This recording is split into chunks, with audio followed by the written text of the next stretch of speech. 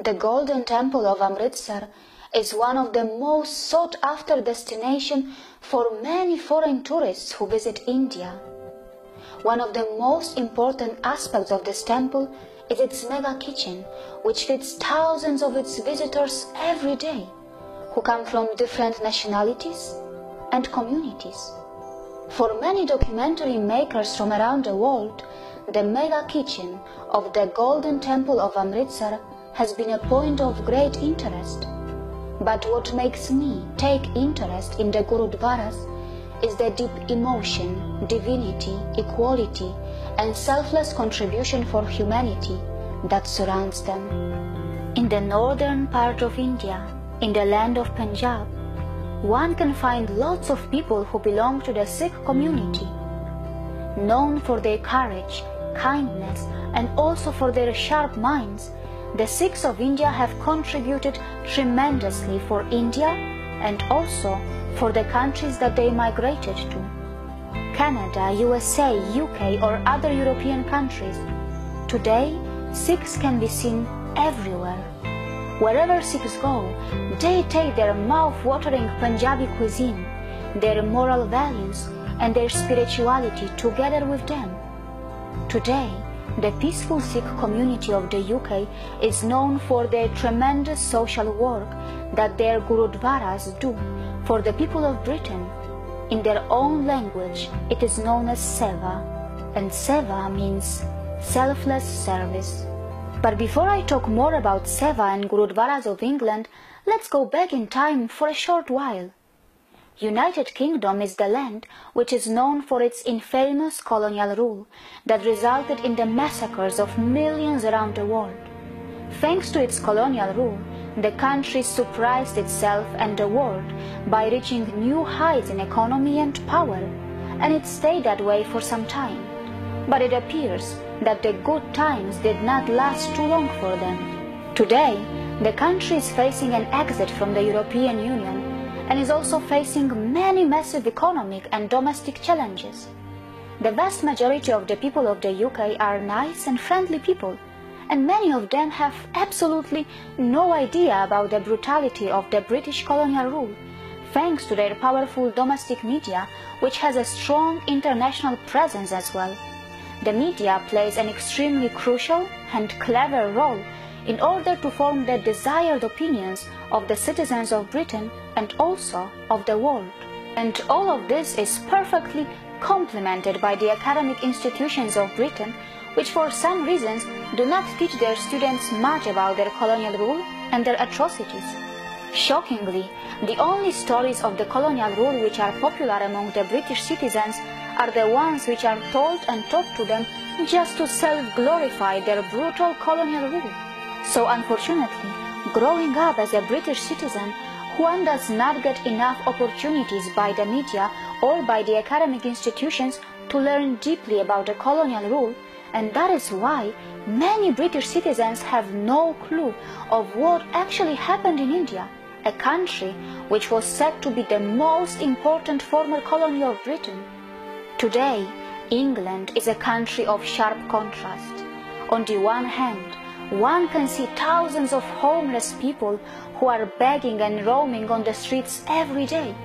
And on the other hand, one can see the posh colleges and academic institutions where perhaps only the children of the elites can afford to study. From its posh streets, full of expensive cars like Jaguar or Range Rover, which are still proudly owned by the citizens, to the streets, which are filled with waste. Going for a drive in England can be very shocking.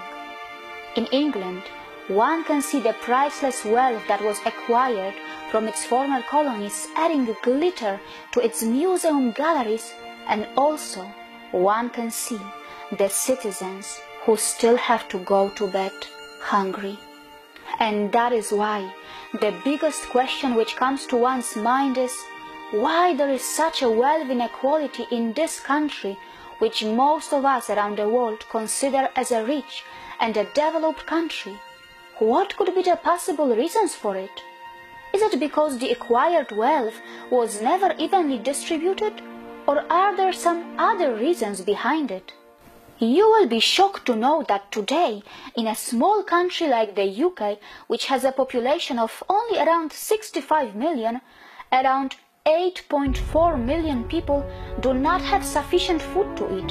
And shockingly, this is around 13% of the entire population of the UK. Out of this 8.4 million people, 4.7 million people live in severely food insecure homes, which means that they are regularly going to bed hungry.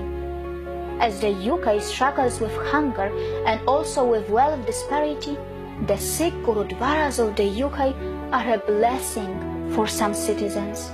It is important to note that these Gurudwaras are actually also a religious worship place for the very people whose ancestral land India was once colonized under the British Empire. Today, in Gurudwaras of the UK, anyone can eat a healthy full meal for free, every day and at any time of the day. And the best thing is that no one in these Gurudwaras attempts to lure any visitor to their religion or even indirectly attempts to convert anyone to their faith. If you go to Southall, for instance, or some of the big Gurudwaras, you'll see a lot of non-Sikhs coming the street. All they do is cover their head, go and take langar and go away. Nobody asks them. And we don't have this concept of giving a chapati with one hand and a book with the other hand. Okay? So you come in, you're not under any pressure that you have to understand Sikhi or understand about the Sikhs or the Gurus. You want to take langar, you take it. You want to be part of the community taking langar, take it. And just, that is it. And when we donate money to the Gurdwara, we don't specify who should get that langar, who should not get that langar. In the Golden Temple, Sri Harmandir Sahib, the langar, 70% of the people who take langar are non-Sikhs, and nobody asks them to first go to the Harmandir Sahib. Nobody asks them to become Sikhs first. You just go in, take it. So every half an hour there's another 1,000 people eating, and if you go to on an average day, anything between 20 and 30,000 people eat. On big days, something around 50 to 60,000 people eat in the Darbar Sahib every day. And as I said, the majority of them are non-Sikhs. That's the beauty of the langar, really. And wherever the Sikhs have been, go and set up a Gurdwara, they set up a langar. And it brings all of humanity into sort of one community.